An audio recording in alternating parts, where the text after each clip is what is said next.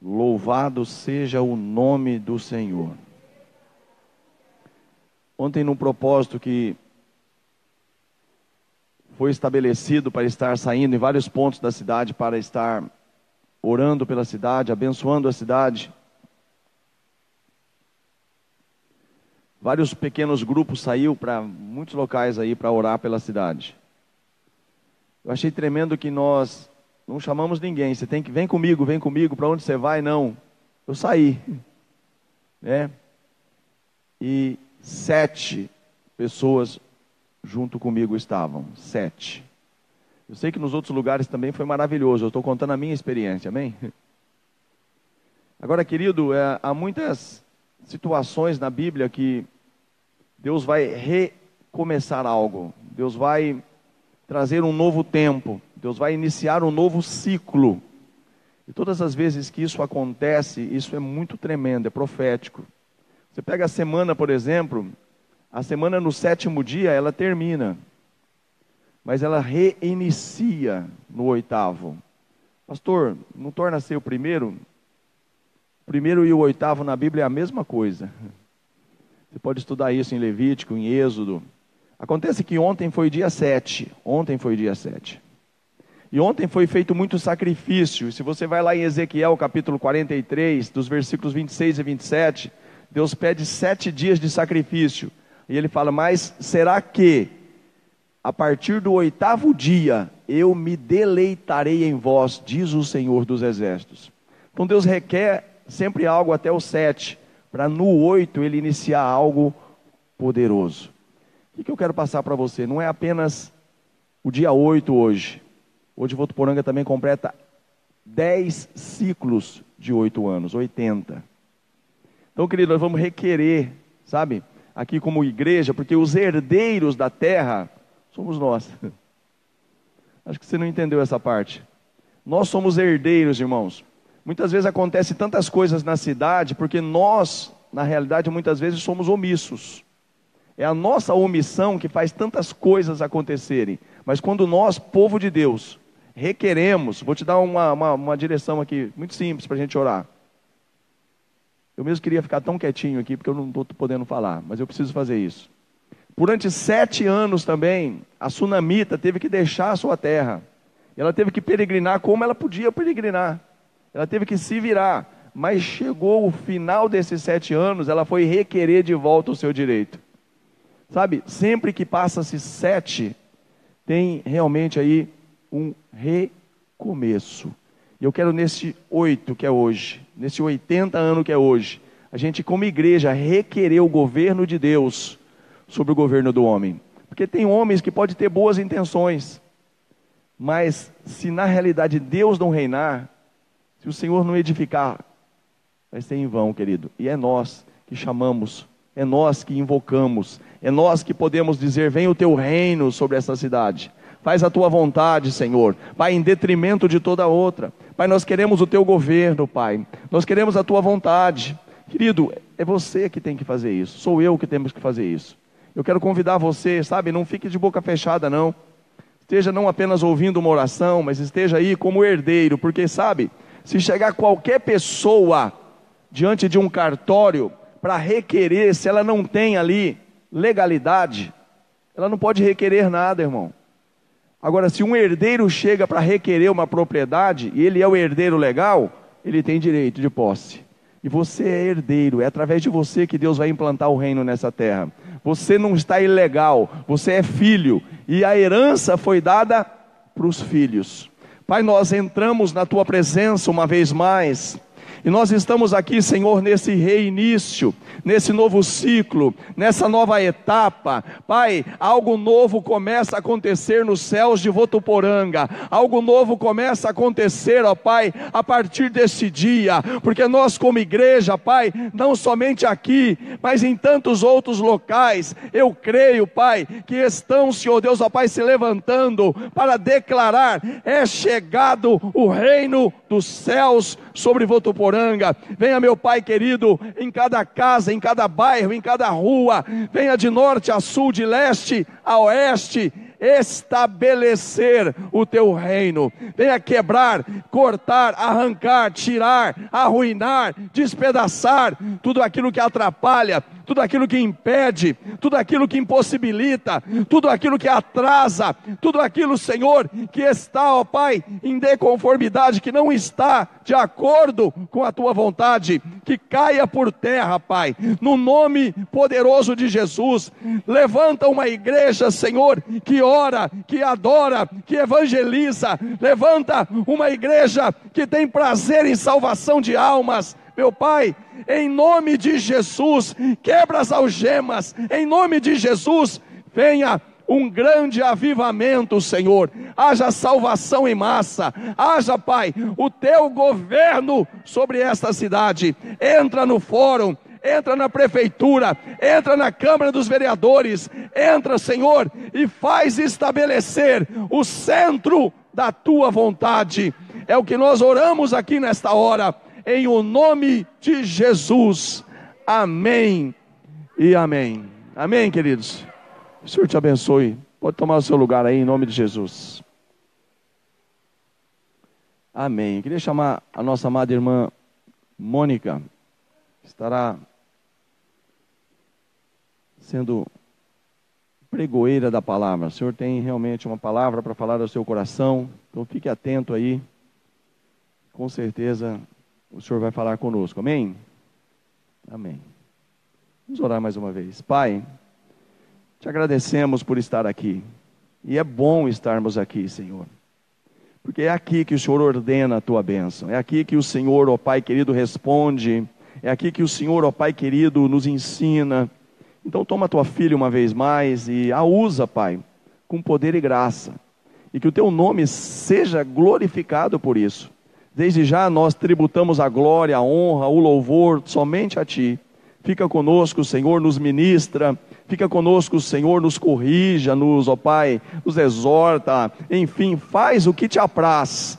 Mas faz, Senhor, não te detenhas em fazer tudo aquilo que o Senhor precisa fazer nesse lugar. Nós oramos agradecidos no nome do Teu Filho Jesus. Amém e amém. Amém. Paz do Senhor, boa noite. Boa noite. Eu queria que os irmãos ficassem atentos, né?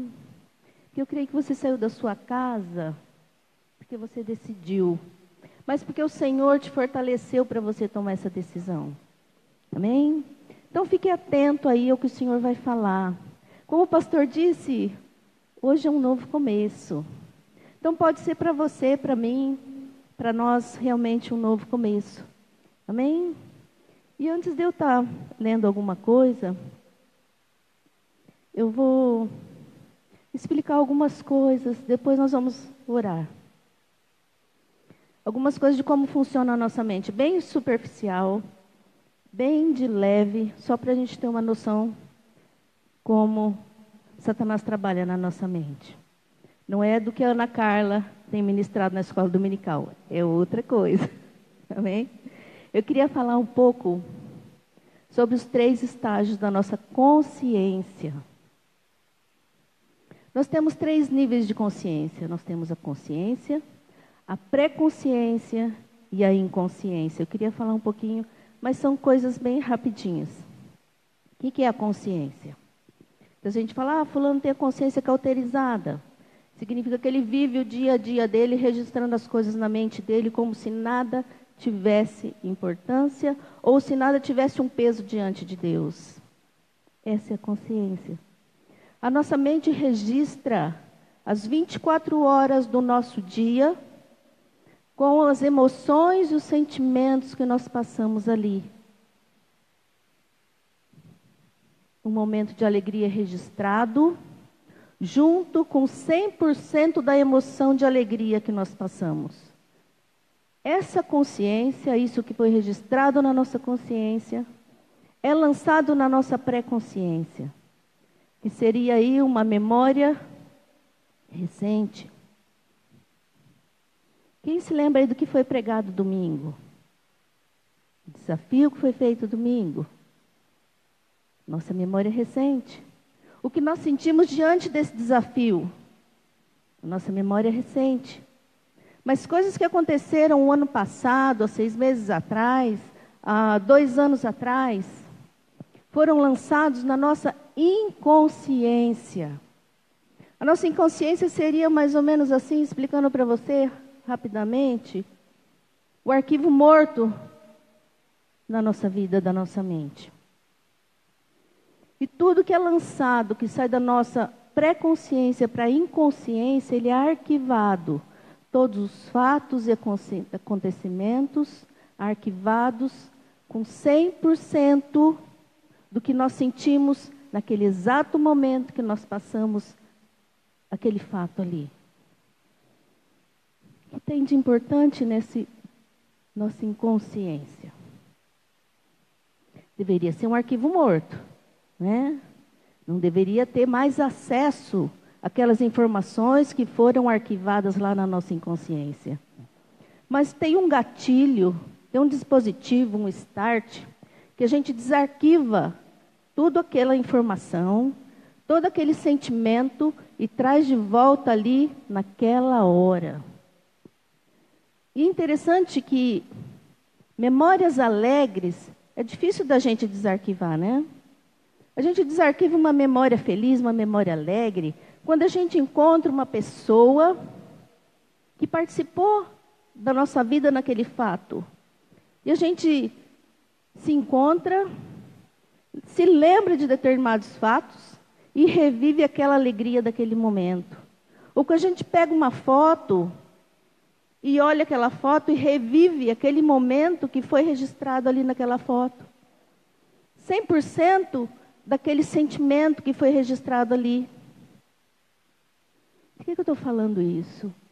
Porque Satanás conhece todo esse mecanismo de consciência, pré-consciência e inconsciência que está aqui. Só que um fato triste,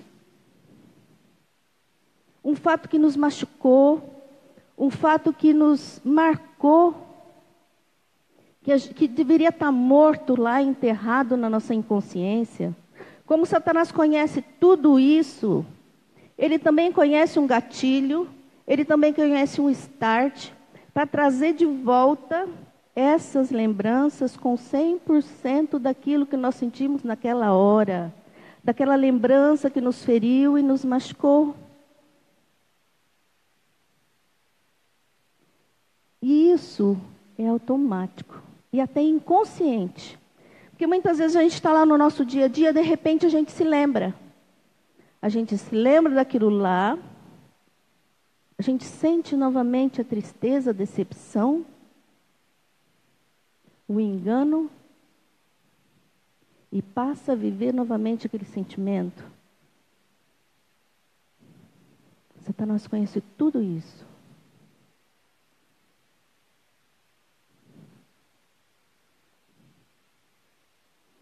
O que eu quero falar com isso? Eu quero que você conheça um pouco desse mecanismo, para que o dia, porque o Senhor vai nos curar nessa noite, mas o dia que Ele tentar trazer de volta tudo isso, você fala: Satanás, eu conheço todos os teus ardis. Eu sei que você conhece como funciona a minha mente, mas eu sei também que eu já fui curada. E eu conheço como você vai estar tentando fazer com que as coisas me firam de novo, me machuquem de novo, mas eu já fui curada. Amém? Deixa eu trazer um exemplozinho. Há uns anos atrás eu passei por umas situações meio difíceis. Aí quando eu passei aquilo, eu fiz uma oração. Eu me arrependo muito de ter feito, eu já pedi para Deus 1000 vezes misericórdia, misericórdia. Senhor, não julga, mas eu te peço a misericórdia. E todas as vezes eu estava lá na minha casa, trabalhando, num dia muito bom. De repente, uma seta na mente. E vem toda aquela emoção negativa, toda aquela tristeza, toda aquela decepção. E eu fazia a mesma oração. A mesma oração. Senhor, eu estou na tua presença como uma viúva. Julga a minha causa. Mesma oração. Foi um determinado tempo fazendo sempre a mesma oração, a mesma oração, a mesma oração. Até que um dia eu falei, Senhor, eu não quero mais sentir isso. Eu não quero mais sentir novamente a tristeza que eu passei aquele dia, a decepção, o choro. Eu não quero mais. E eu passei a orar diferente. Senhor, eu não te peço mais julgamento. Eu peço que o sangue de Jesus venha cobrir aquela oração, que ela venha ser apagada do reino espiritual. Eu te peço, Senhor, misericórdia. E comecei a clamar desse jeito. Clamar, clamar, clamar, clamar. E todo dia que eu lembrava, eu falava, Senhor, eu não quero mais isso. Eu não quero mais. Até que um dia o Senhor fala muito comigo através de sonhos. Eu sonhei que eu estava numa sala de cirurgia, mas totalmente consciente. E eu olhava, eu via toda aquela aparelhagem, eu via as pessoas à minha volta. Eu via alguém fazendo um transplante de coração em mim. Eu via fazendo uma transfusão de sangue em mim. E eu pensava, mas não tem mais dor. Não tem dor. Meu sonho, olhando aquilo, e a minha mente trabalhando em cima daquilo. Aí de repente eu já estava em outro lugar, eu estava em cima de uma torre. E eu, assim, olhando para frente, eu vi uma outra pessoa numa outra torre em frente onde eu estava. E eu procurando as marcas da cirurgia. E eu pensava, não existe marca. Não existe mais dor. Aí eu olhava para cima, eu via uma lança. Uma lança com uma ponta de fogo. E passava por cima da minha cabeça. E cravava no coração de uma pessoa que estava na torre, na minha frente. O que eu passei a sentir depois daquele dia? Nada. Nada mais. O inimigo não tinha mais acesso à minha mente. O start, o gatilho que ele tinha para lançar a seta na minha mente não existia mais. Não existia mais nada para Satanás tocar na minha mente. Eu queria falar um pouco hoje disso. Algumas condições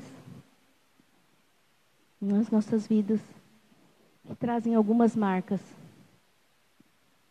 Bem, quando a irmãzinha falou que Deus conhece o seu coração, Ele conhece o seu coração muito melhor do que eu, do que você próprio. Amém? Vamos orar.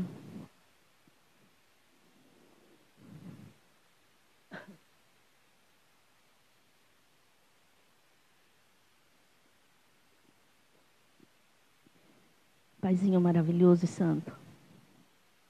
O Senhor conhece, Senhor, todas as pessoas, ó Pai, que estão aqui neste lugar, ó Pai. Porque o Senhor quem trouxe cada uma delas, ó Deus. O Senhor quem fortaleceu para que elas estivessem aqui. Por isso eu te peço, Senhor, eu não conheço o coração delas, mas o Senhor conhece. O Senhor conhece cada emoção e cada sentimento, Senhor, que é abrigado, Pai, no coração.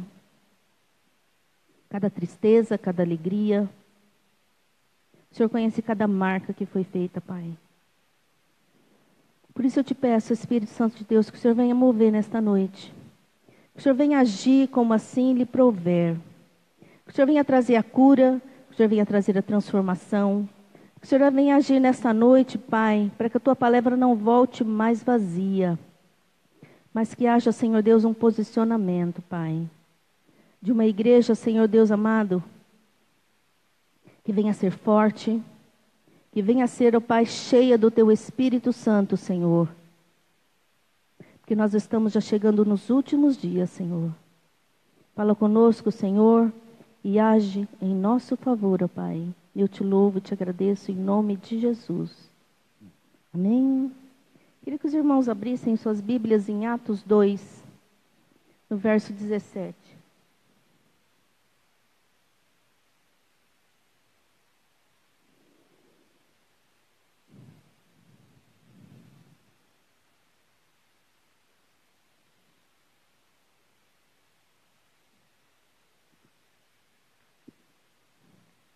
Acharam? Amém?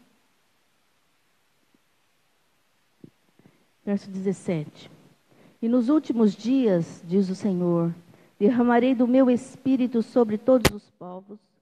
Os seus filhos e suas filhas profetizarão, os jovens terão as visões e os velhos sonharão. E sobre os meus servos e as minhas servas derramarei do meu espírito naqueles dias, e eles profetizarão. Amém? Glória a Deus. Havia uma tribo no meio de Israel. Essa tribo não herdou terra. Quando eles entraram na terra prometida, essa tribo não teve parte de herança. Porque o Senhor seria a sua porção e a sua herança. Essa tribo não plantaria, essa tribo não colheria, porque eles seriam sustentados pelo Senhor. O Senhor determinou que o dízimo trazido pelas outras tribos iriam os alimentar. Que o gado deles seriam para remissão do gado das outras tribos. Então eles dependiam 100% do Senhor. 100% do Senhor. Só que a história também conta que teve um levita, um dos mais famosos da Bíblia, Asaf. Muito famoso.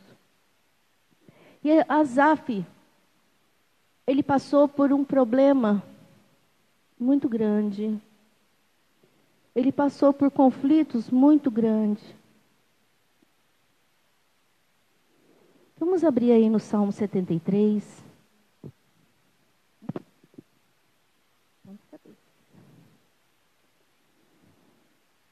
Nós vamos ler um pouco do conflito de Asaf. Amém? Salmo 73 diz assim: com toda certeza, Deus é bom para Israel, ou seja, para todos quantos cultivam um coração sincero. Quanto a mim, os meus pés quase tropeçaram, por pouco não escorreguei, porquanto eu acumulava inveja dos arrogantes ao ver a prosperidade desses ímpios. Eles não passam por crises e sofrimento e têm o corpo esbelto e saudável. São livres de fardos cotidianos impostos a todos os mortais. Não são atingidos por doença, como a maioria das pessoas. Eu não vou ler ele todo, não. Eu só vou ler algumas partes. Por isso a soberba lhes serve de colar, e em seu orgulho se vestem de violência. Vamos lá agora no verso 13. Pensando desta forma, em vão conservei meu coração puro e lavei as minhas mãos na inocência, para que me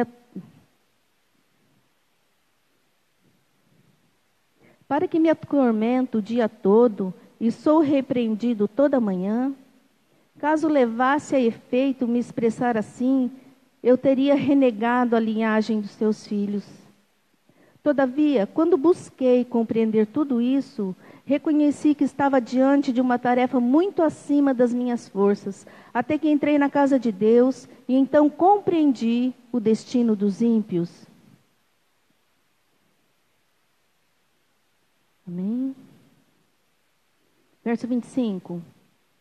A quem tenho eu nos céus além de ti, e na terra nada mais desejo além de estar junto a ti? Embora a minha carne e o meu coração definhem, Deus é a rocha do meu coração, é a minha herança para sempre. Eis que perecerão os que de ti se afastam. Tu exterminas a todos os que te rejeitam. Eu, porém, tenho por felicidade estar na presença de Deus. Em ti, eterno Deus, deposito minha plena confiança para proclamar todas as suas obras. Amém? A gente vê que esse salmo, ele expressa o conflito de um coração, né? Ele expressa um coração magoado, um coração entristecido, um coração azedo. Existem umas histórias que alguém conta, que as pessoas contam sobre Asaf. Eu não achei essa história nos lugares que eu pesquisei. Eu ouvi algumas pregações, alguns pregadores contando dessa história. Não vou mencionar porque eu não achei em nenhum contexto. Mas falam que Asaf tinha problemas com enfermidade em casa. Asaf tinha problemas financeiros. E pelo Salmo, eu creio que isso pode ser verdadeiro. Porque que ele fala de prosperidade, ele fala de enfermidade, de saúde. Um levita que dependia exclusivamente de Deus, que dependia do Senhor para se alimentar, que dependia do Senhor a cada dia da sua porção de alimento, da sua porção todos os dias. Não sei aqui se alguém já viu uma pessoa necessitando de cesta básica. Quando nós éramos metodistas, tinha uma família que sempre precisava de cesta básica. Aí quando acabava o suprimento na casa dessa família, aí saía correndo, né? O pastor ligava, hoje no culto, traz alguma coisa para a cesta básica, a gente tem que montar uma cesta básica. E eu observava aquela cesta básica. Eu nunca vi uma quantidade de fubá e sal tão grande numa cesta básica. Eu imaginava aquela família, o tanto de polenta, sei lá, que eles iam ter que comer para consumir tudo aquilo lá. Não ia uma bolacha, não ia um Danone, não ia um shampoo, um sabonete. Mas fubá e sal. Eu era metodista, ainda eu lembro disso. Eu fico até hoje inconformada pensando nisso. E eu creio que é o contexto desse levita aqui. Porque ele dependia do dízimo dos outros. E passou um tempo. Quando a arca foi tirada do tabernáculo, eu creio que a população, as outras tribos, pararam também de levar o dízimo, porque não tinha mais sacrifício. E eles passaram a ter necessidade das coisas. Eles não tinham terra para plantar, não tinham nada para colher. Eles realmente deveriam estar passando uma certa necessidade. Aí a gente vê esse conflito no coração do Asaf. Ele começou a olhar para a vida do ímpio e começou a comparar com a sua vida. O ímpio tinha fartura de tudo. O ímpio não ficava doente. O ímpio, a arrogância para ele era algo que ele podia ostentar. A maldade era algo que ele podia ostentar e as pessoas paravam para ouvir o que ele tinha para falar. Isso a gente vê até hoje, não é? A gente vê um bambambanzão aí, da sociedade de Votuporanga, que a gente sabe que ele tem uma vida ilícita, suja. Ele frequenta as rodas da sociedade e todo mundo quer ir lá dar um abraço nele, bater nas costas, no ombro, ouvir o que ele tem para falar. E Asaf observava tudo isso. Ele passou a sentir o quê? Inveja. Sentimento nada bom para a gente guardar no coração. A inveja é um misto de dois sentimentos. De desgosto e ódio. Desgosto do quê? Ele tinha desgosto da vida que ele estava vivendo naquele momento. De tudo aquilo que ele estava passando naquele momento. E ele sentia ódio porque o ímpio prosperava. E de todas aquelas marcas das faltas, das negligências do povo de Israel, das outras tribos, foram machucando cada dia mais. E se você for ver no verso 2, ele diz assim: e os meus pés quase escorregaram. Asaf entrou aí no quase. Quantas vezes a gente ouve a pessoa falar assim: eu quase fui feliz, quase dei certo na vida. Meu casamento quase foi, 100%. Minha casa foi quase 100%. Eu quase dei certo. Ele entrou no terreno do quase. E quando a gente entra no terreno do quase, por conta das nossas feridas, dos nossos machucados, das nossas marcas que nós carregamos no nosso coração, o inimigo nos leva para um lugar chamado Lodebar. Vocês já conhecem esse nome? Conhece?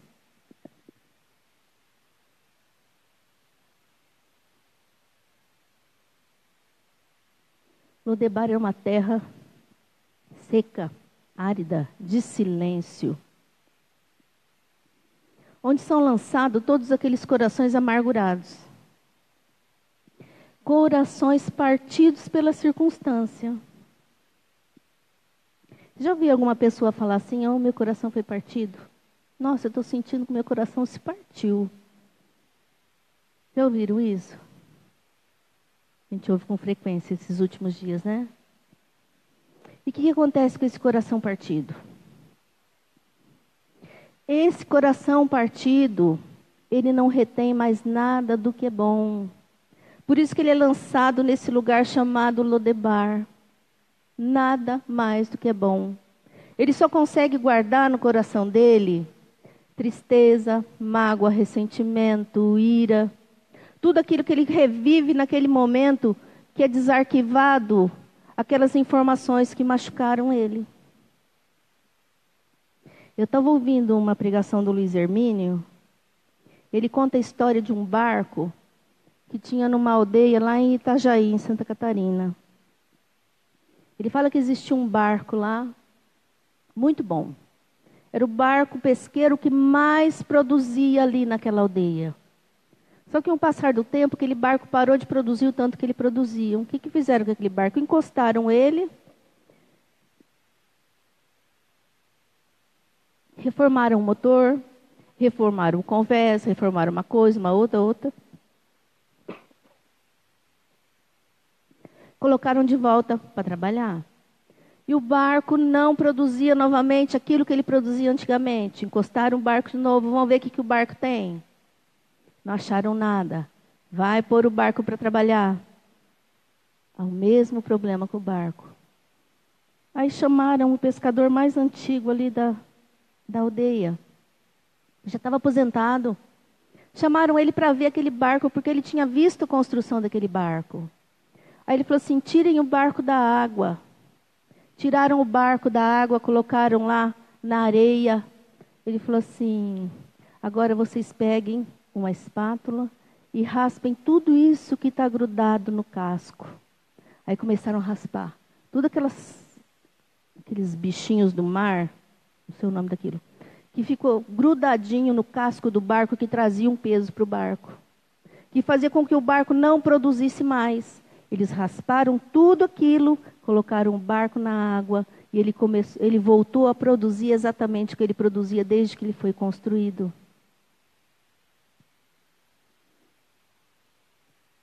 Muitas vezes a gente carrega muito peso no nosso coração. E a gente se nega a ser curado. Pega aí. Salmo 77, verso 2.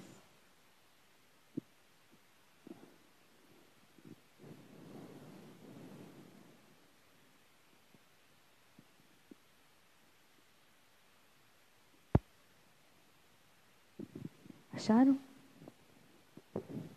Esse aqui é outro salmo de Asaf. E o Asaf está na mesma condição do Salmo 73. 77, verso 2. No dia da minha angústia, procuro o Senhor de noite.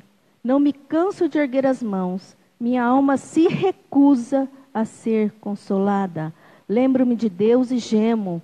Medito e o meu espírito desfalece.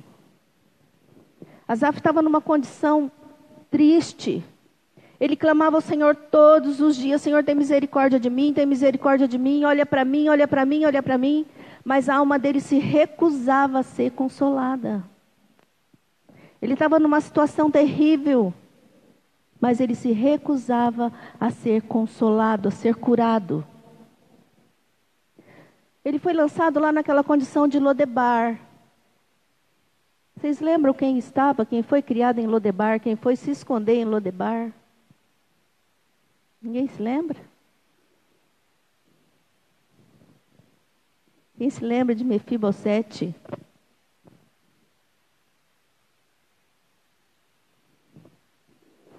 Mefibosete era neto de Saul. Está lá em 2 Samuel, essa história. Quando vem a notícia de Jezreel, que Saul era morto, Jonathan era morto, a serva de Saul pega Mefibosete, ele com 5 anos, para fugir. Ela deixa ele cair e ele fica aleijado dos 2 pezinhos. 5 anos. E Mefibosete vai se esconder em Lodebar, terra de silêncio, terra onde nada se produz, terra de seca, terra de amargura. E ele está lá escondido. Até que um dia Davi, depois de ser ali coroado rei, ele se lembra da aliança que ele tem com Jonathan. E fala: será que tem ainda da família de Jonathan? Ele se lembra da aliança que ele fez com Jonathan. Aí eles falam assim: tem o filho de Jonathan que mora em Lodebar. Ele manda buscar Mefibosete. Quando Mefibosete chega na presença do rei, Mefibosete muito amargurado, muito triste, cheio de marca, de dor, de incompreensão, ele fala para o rei que ele era muito bom, muito isso, muito aquilo, mas ele era como um cão morto. As emoções e os sentimentos dele estavam totalmente mortos, totalmente arrasados, numa terra seca, numa terra que não produzia mais.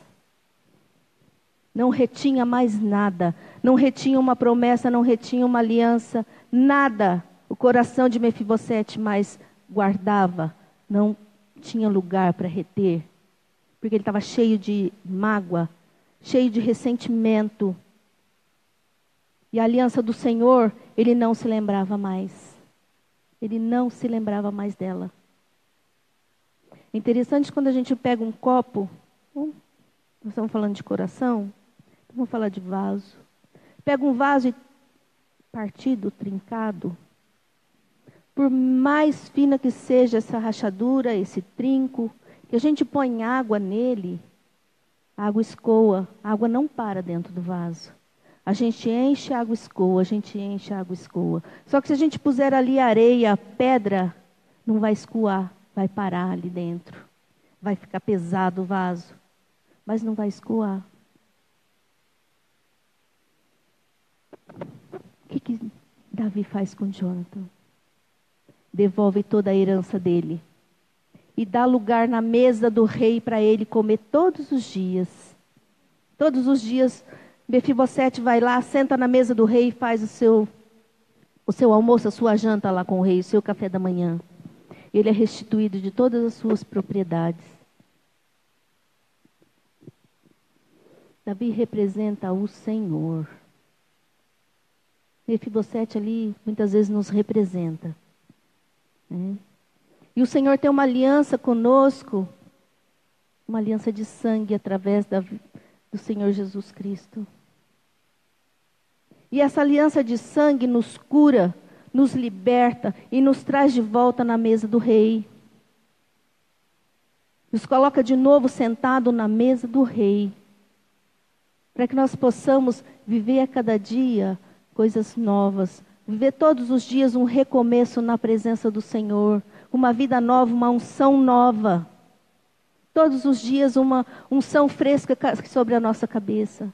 Todos os dias uma palavra nova do Senhor. Todos os dias uma ministração nova do Senhor para a nossa vida. É isso que Davi representa ali. É isso que o Davi representa para a nossa vida ali naquela palavra. A aliança que Deus tem conosco. Em Provérbios 14:30. Põe para mim, Simone, por favor. Provérbios 14:30.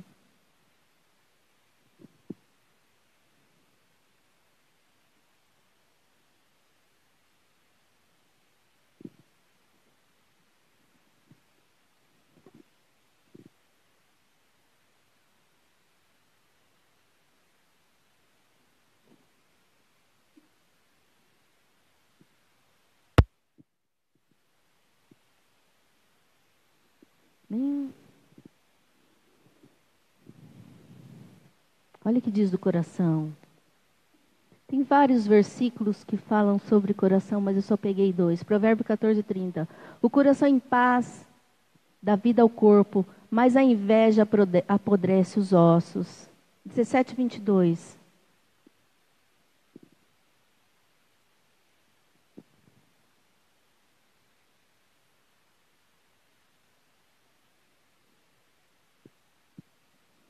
Coração bem disposto é remédio eficiente, mas o espírito oprimido resseca os ossos. Quer dizer, então, que o coração, quando está bem, quando está curado, quando está cheio do Espírito Santo de Deus, ele só traz coisas boas. Ele traz um coração, ele traz um rosto formoso, ele traz alegria, ele traz, como é que fala? Eu esqueci a palavra. Mas ele traz o prazer das pessoas estarem na nossa companhia.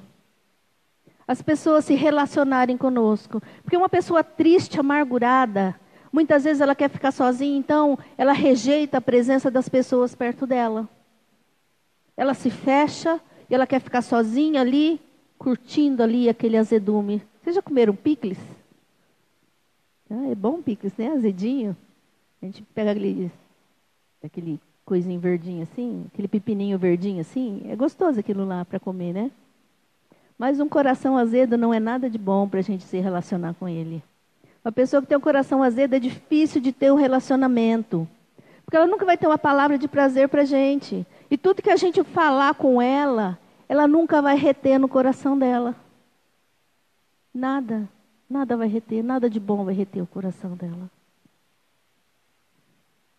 Mas glória a Deus, que na nossa aliança, nós temos aliança com Deus que transforma.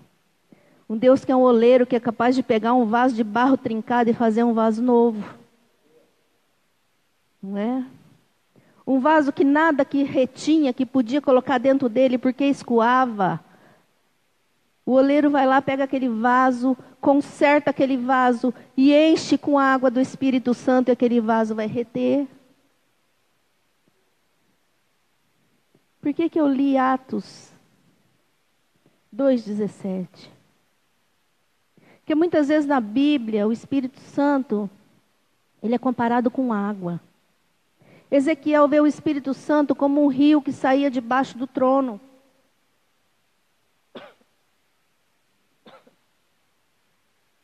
Ele começa a medir aquele rio. E ele fala assim, as águas me davam pelos artelhos. Depois eu medi mais um pouco e as águas já estavam me dando nos joelhos. Depois eu medi mais um pouco e as águas estavam assim na altura do lombo. Depois ele mediu novamente, já era um rio que não podia atravessar nado. Em Atos 2, fala do derramamento do Espírito Santo. Tudo que é derramado é líquido. E fala dos últimos dias. Nós estamos vivendo os últimos dias. Esse derramar do Espírito Santo a igreja não pode deixar de viver. A igreja não pode deixar de aproveitar e de se lançar nessas águas profundas do Espírito Santo. Mas nós também temos que ter um coração curado. Um coração que foi ali limpo. que foi tirado todas as pedras, toda a amargura, toda a decepção, porque muitas vezes a gente se decepciona, porque a gente coloca todas as nossas expectativas na vida de outro, mas o outro não pode suprir nossas expectativas. Nossas expectativas têm que estar em Deus.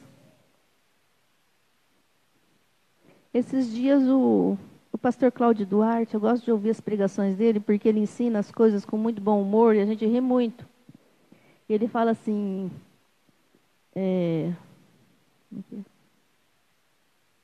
as pessoas casam porque amam. Está errado, ele fala. As pessoas têm que casar para amar. Aí ele dá um exemplo lá de filho de Abraão. Quando ele vê Rebeca, ele vê um camelo vindo no horizonte, ele está vindo do campo, ele desce. Aí Rebeca vê uma pessoa vindo do campo e ela fala para o servo dele, aquele lá é o meu senhor? Ele fala, sim, aquele lá é o teu senhor. Ela pega o véuzinho, cobre o rosto, né? Aí Isaac vem, pega a Rebeca e leva para a tenda de Sara. Aí depois diz assim, e ele amou Rebeca.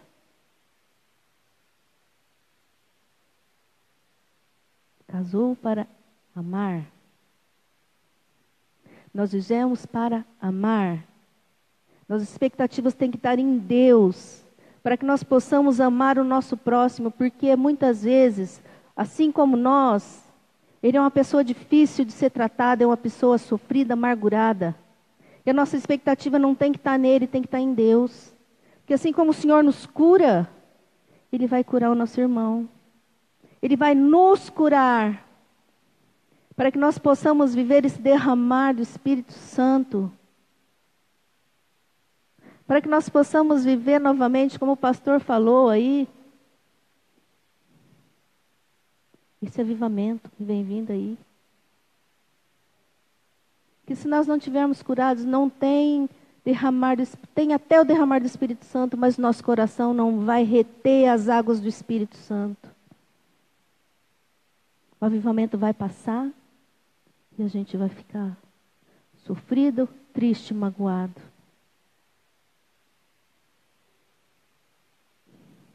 Nós temos que dar liberdade para o Espírito Santo trazer a cura. Mais uma vez o Senhor tem falado de cura. Você sabe por quê? Voltou aí novamente o mover de libertação e cura. Porque é o tempo do derramar do Espírito Santo. É o tempo de um novo avivamento. E o que acontece quando a gente tem um coração ferido que a gente não permite a cura?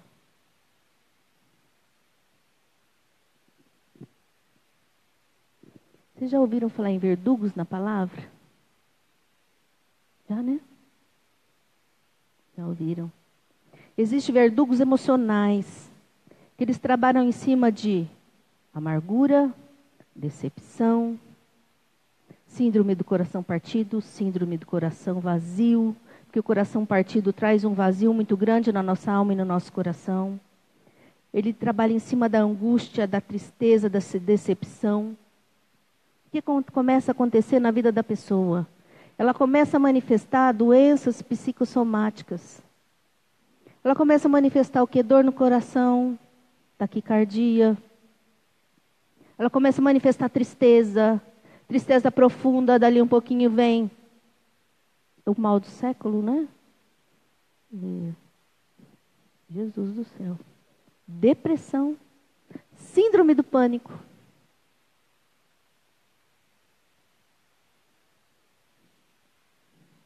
Doenças psicossomáticas que o inimigo, quando tem o acesso à nossa inconsciência, que ele dispara aquele start, que ele traz de volta aquela emoção ruim, e traz de volta toda aquela mágoa, aquele sentimento, ele vai aumentando, aumentando, aumentando até a pessoa, você não, misericórdia de Deus,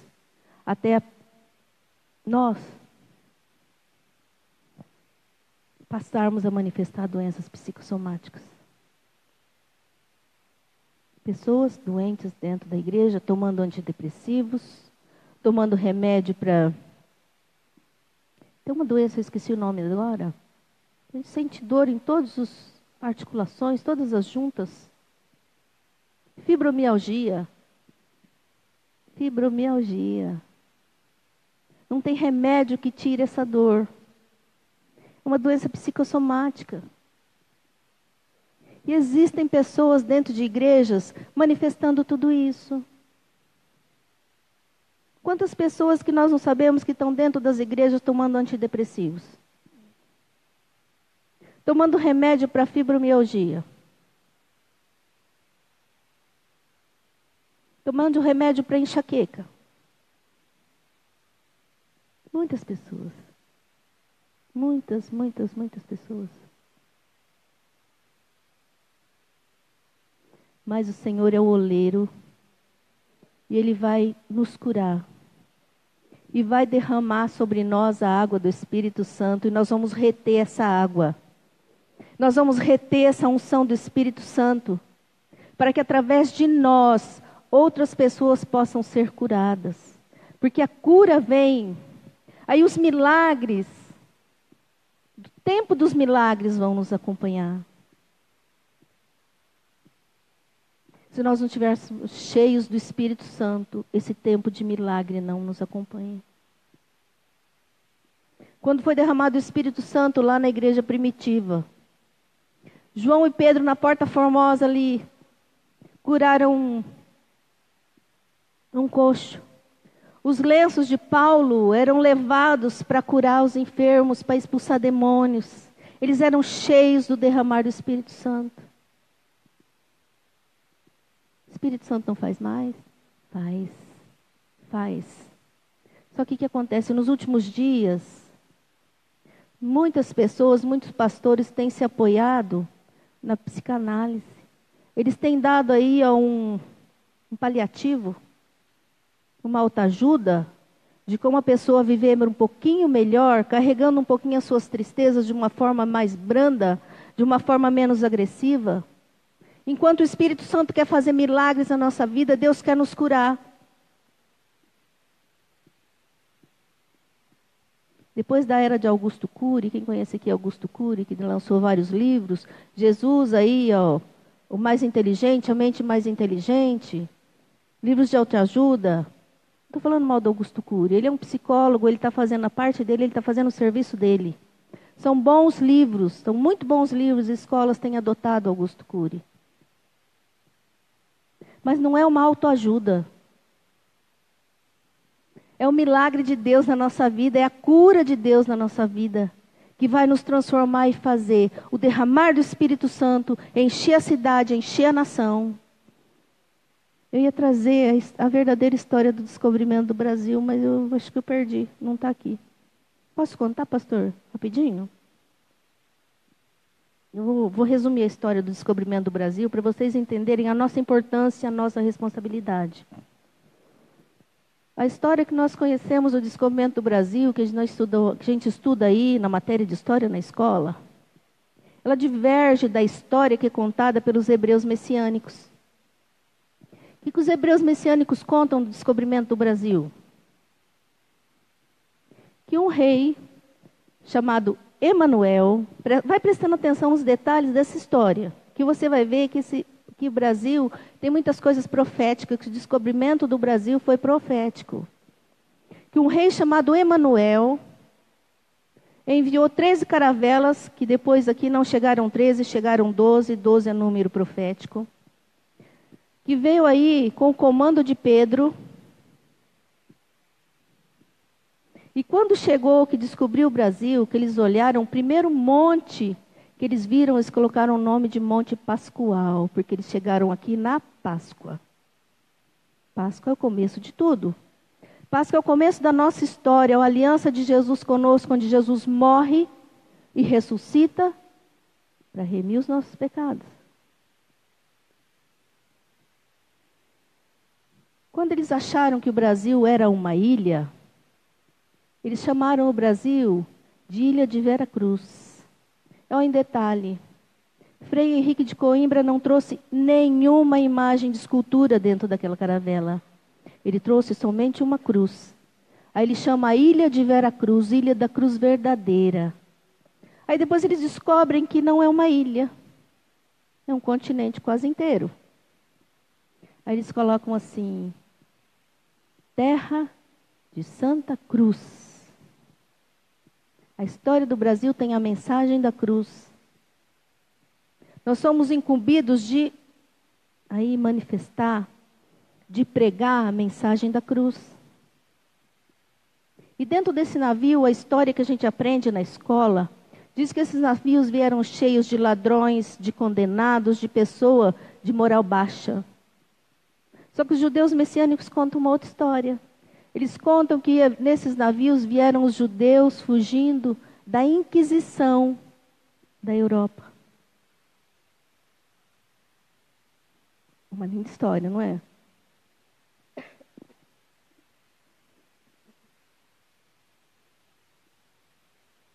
E dentro desse navio veio um judeu chamado Barzilai. Vocês lembram quem foi Barzilai? Lembra? O pastor lembra. Ninguém mais lembra? Barzilai foi amigo de Davi. Barzilai foi amigo de rei. Quando Davi fugia de Absalão, descalço, triste, com a cabeça coberta, envergonhado, Barzilai pegou queijo, uva, pegou um monte de mantimento, veio ao encontro de Davi e entregou para Davi. Barzilai foi socorrer o rei. E como todo judeu, turco, árabe, ele tinha uma visão de comércio muito boa. E ele viu aquele pau, chama pau-ferro, que depois foi mudando o nome, mudando, e foi chamado pau-brasil. Ele viu uma oportunidade de comércio naquele pau. Porque era uma madeira dura, boa para construção, que ainda depois, ainda soltava uma tinta vermelha. Ele começou a exportar esse pau, essa madeira chamada pau-ferro. Aí o pessoal, na Europa tem muitos móveis guardados. Diz que lá no Castelo de Versalhes tem muitos móveis feitos com pau-brasil. E lá ainda está escrito assim, ó, Barzilai. Não sei se é verdade essa história que eu ouvi e que eu creio sem sombra de dúvida que essa é a verdadeira história da nossa nação. Aí quando ia se comprar a madeira, o pau de ferro, falava, o pau de ferro do Barzilai, o pau do Barzilai, o pau Brasil.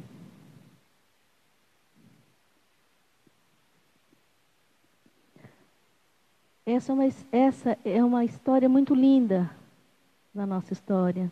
E muitas vezes as pessoas contam assim, porque o Brasil é amigo de Israel, porque um brasileiro foi lá e assinou um acordo lá para manifestar lá, para ter o Estado de Israel.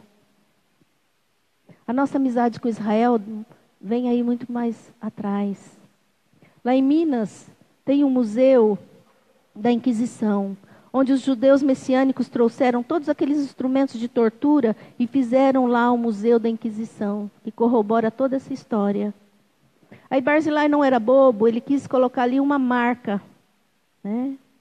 Aí o pau, que era pau de ferro, que era pau do Barzilai, ele colocou pau Brasil. Aí ele chamou aquela nação de Brasil. Por que Brasil? Brasil era com Z, não sei se as pessoas lembram, né? Qualquer um que recebe uma correspondência aí de fora vai receber uma correspondência com Z. Eu nunca recebi, mas essa é a informação que a gente tem. Com Z. Aí na primeira reforma ortográfica tiraram o Z e colocaram um S. Porque o inimigo tentando tirar, mudar a origem daquilo que o Senhor tem para nós. Tentando mudar a história do Brasil. Os judeus contam que o nome Brasil foi formado com as 5 letras das esposas de Jacó, das esposas de Israel.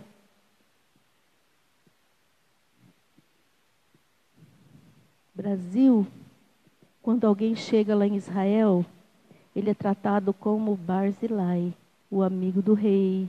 Se eu for lá, você vai ser o Barzilai. Você vai ser o Barzilai, eu vou ser o Barzilai. Nós vamos ser o amigo do rei. A nação que socorre reis. A nação que prega a verdadeira mensagem da cruz. A nação que é tida como celeiro de missionários. Por isso que está voltando novamente com muita força o movimento de cura e libertação. Porque o derramar do Espírito Santo está vindo aí. E nós somos Barzilai. Nós somos amigos do rei. Nós vamos socorrer nações. Nós vamos socorrer reis. Nós vamos socorrer aí pessoas tidas aí, como diz a palavra de Deus, sacerdotes, reis e sacerdotes. Nós temos que permitir a cura. Nós temos que permitir o preenchimento do Espírito Santo de Deus. O inimigo pare de mexer na nossa emoção. Para que ele pare de desarquivar tudo aquilo que está arquivado lá no fundo, que muitas vezes a gente mesmo não quer mexer. Mas ele quer mexer para nos ferir. Amém? Deu para entender a palavra, irmãos? Glória a Deus. Vamos ficar de pé, vamos orar.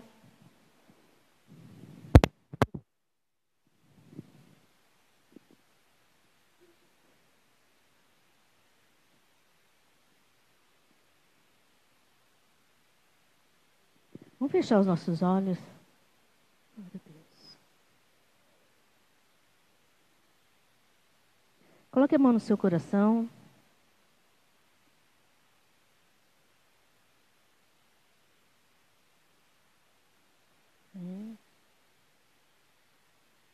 Senhor Deus e Pai, a sua palavra, Senhor, foi ministrada, Senhor, da forma como o Senhor me passou, da forma, Pai, como eu recebi, eu passei, Senhor. Por isso agora, Pai, em nome de Jesus de Nazaré, eu te peço, Senhor,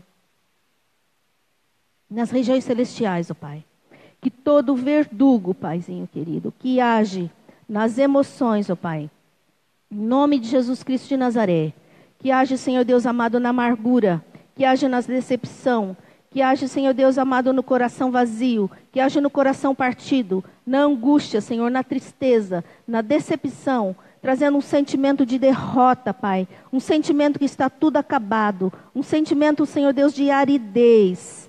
Eu repreendo agora em nome de Jesus de Nazaré. Eu estou mandando embora agora todo o verdugo. Estou mandando sair agora das emoções e dos sentimentos. E eu te peço, Espírito Santo de Deus, vem com a sua doçura, vem com a sua leveza. Vem, Senhor, vem Espírito Santo de Deus com a sua sobriedade. Vem derramando agora, Pai. Vem derramando o bálsamo de Gileade agora, Paizinho querido. E tira toda marca, tira toda tristeza. Tira, Senhor Jesus, toda decepção, toda amargura, Senhor Jesus Cristo. Paizinho amado, a tua palavra diz que existia um vale. Chamar-lhe vale, Senhor Deus amado,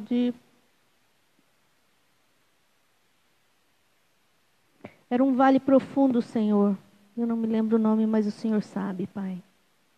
Quando o povo vinha, Senhor Jesus, para as festas, ó Pai, para te louvar, para te adorar, que eles não queriam passar pelo território dos samaritanos. Eles davam a volta, Senhor Jesus, por um caminho mais longo, e ali eles passavam por aquele vale. Era um vale profundo, um vale perigoso, Senhor Jesus. Mas ali naquele vale, existiam, Senhor Deus, as árvores, ó Pai, que produziam, Senhor Deus, um bálsamo. Um bálsamo, Pai, quando as cascas das árvores eram, Senhor, raspadas. Elas vertiam aquele bálsamo, Senhor, que servia para curar as feridas, dos machucados dos pés, das pedras do caminho, Senhor, dos arranhões, dos raspões, ó Pai. Que também, ó Deus, que exalava um perfume muito bom, que servia, Pai, de descanso, que servia, Senhor Jesus, de refrigério para a alma cansada. Aquele vale, Senhor Jesus, era profundo, era perigoso, era escuro, mas o Senhor estava lá. O Senhor trazia a cura, o Senhor trazia o refrigério, Senhor. Muitos, ó Pai, que estão nesse vale, nessa tristeza, Senhor Jesus. Que o seu bálsamo seja derramado agora. Tira a tristeza, tira a decepção, tira a amargura, Pai. E vai trazendo, Senhor, o refrigério, vai trazendo a cura do seu Espírito Santo de Deus. Vai curando. E enche com as águas do teu Espírito, Senhor. Enche de uma forma, Pai, que rios de águas vivas, Senhor Deus, possam fluir de nós, ó Pai. Quando aquela mulher no poço de Jacó, Senhor, deixou ali aquele cântaro, que ela correu para a cidade, Senhor Jesus. Do interior dela já fluía, Senhor Deus, aquele rio, que muitas pessoas seguiram, Senhor Jesus, para te encontrar, para ouvir a sua palavra, para receber, Senhor Deus amado, de ti. Que esse rio venha estar fluindo de nós hoje, Pai. Em nome de Jesus Cristo de Nazaré, eu te louvo e te engrandeço, Senhor. Porque eu creio que a cura vem, a libertação vem, Senhor. Para que nós possamos, ó Pai, viver o novo do Senhor. Para que nós possamos, ó Pai, viver esse avivamento tão grande, tão poderoso, Senhor.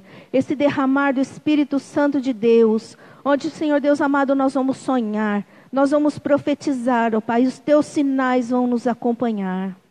O Senhor vai levantar a sua igreja forte e poderosa, Senhor, para uma grande obra nessa nação. Nessa nação, Senhor Deus amado, existentes, ó Pai, de Barzilais, ó Deus, de amigos de rei, que socorre rei, Senhor, que tem a mensagem do Evangelho, Senhor Jesus Cristo, na nossa mão, na nossa boca e no nosso coração. Eu te louvo e te agradeço, Pai, em nome de Jesus. Amém. Glória a Deus. Amém. Amém.